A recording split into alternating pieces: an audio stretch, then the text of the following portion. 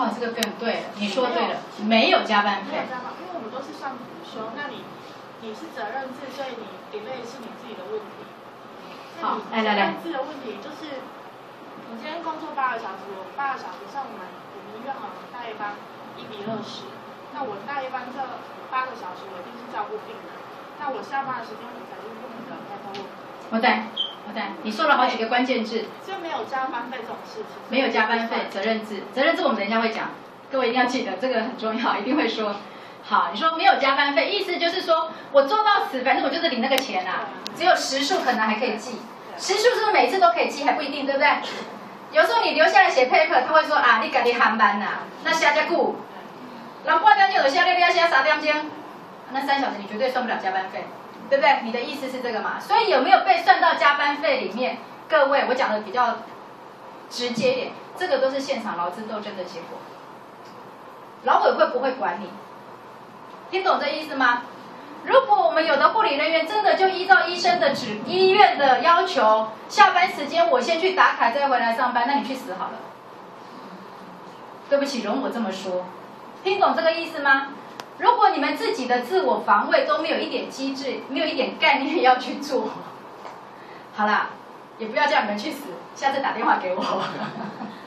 好，让我们一起来想想办法。好，所以来第一个，但是我还是要说，你们还是得懂加班费怎么算，不然你怎么去跟你的院方谈？哎，你看我几？你讲无啊，我哪有看你几？你看我几？你看你多少钱？你不会算，不是待在那里吗？听懂我意思吗？你没有跟你知不知道要有这2件事。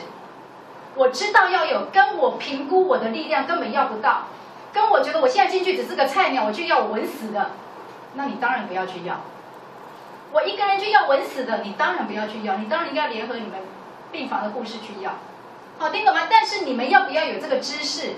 你们护理的专业学了这么多，你们要不要开始学你们劳动上的专业？好，我刚刚在挑战各位的是这个，你们开始知道你们是一个劳工，非常好。但是接下来劳工需要具备的劳动的专业，你们要开始有。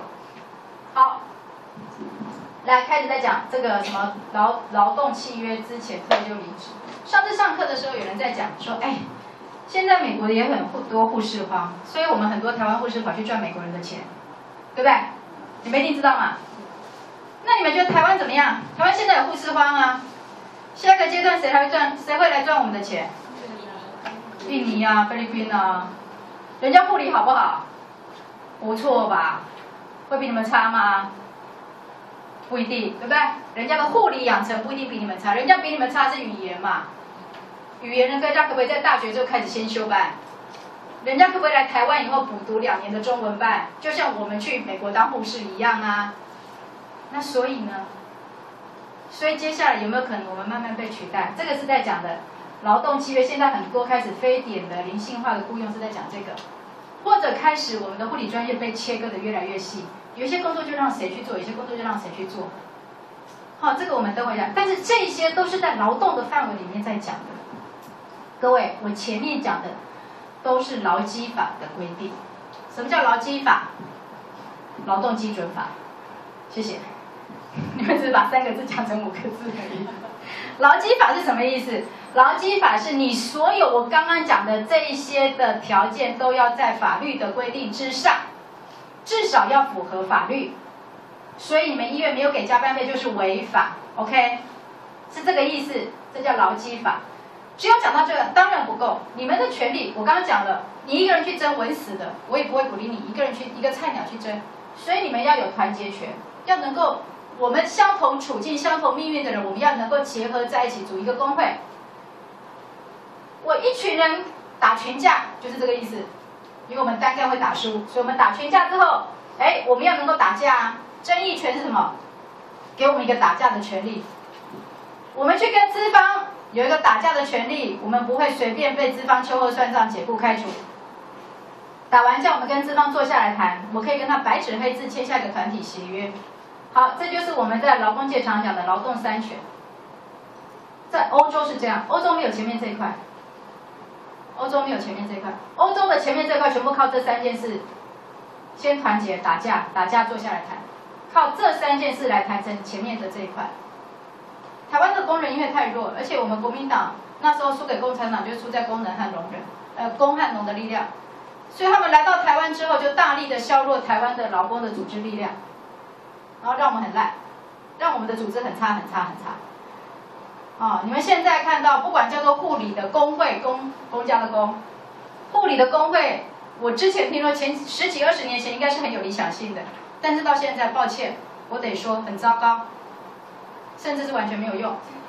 我们有个基层的护理人员，他在医院发生事情了，他回去找他的老师，因为他的老师是某个护理公家的工，那个工会的理监事，他的老师跟他说：“哎，你也知道现在的时局，大家共体时艰嘛，就这样。”好，那你说，到底我们基层护理人员会怎么认识？应该是协助和保护他们的这个。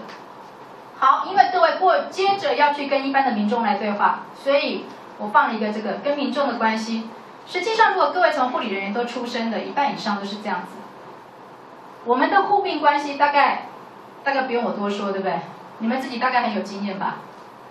哦，护理人力越多，大概病人越好过；护理人员越少，病人就只好一直拉铃都没有人来，大概就是这种意思嘛。一直拉铃没有人来，一直在诊间等没有人，一直在急诊室等没有人来干，没有人来处理。你说这个病人会不会干掉？会，当然会。我觉得有这么多医院现场的暴力事件，刚刚前面怡君在讲，我觉得那些事件都很值得我们再往下探问，现场到底怎么发生的？发酒疯是其中一种，对不对？但是那个酒疯下去的时候，为什么他就是对象护理人员，那是什么意思？我觉得都应该再往下细致的去了解，那现场是怎么互动出这些职场的暴力。我不是要帮那些病人讲话，而是我要说，我觉得现场有的时候一些冲突和暴力事件，我觉得是因为不合理的劳动环境下挤压下来的结果。我们看一段病人的片子，他是念稿子哈，我先说，因为我相信没有任何一个人这个麦克风拿给你，你可以从头到尾讲的一个字不掉的哈，所以他是念了稿子，但是他是一个病人，不要怀疑。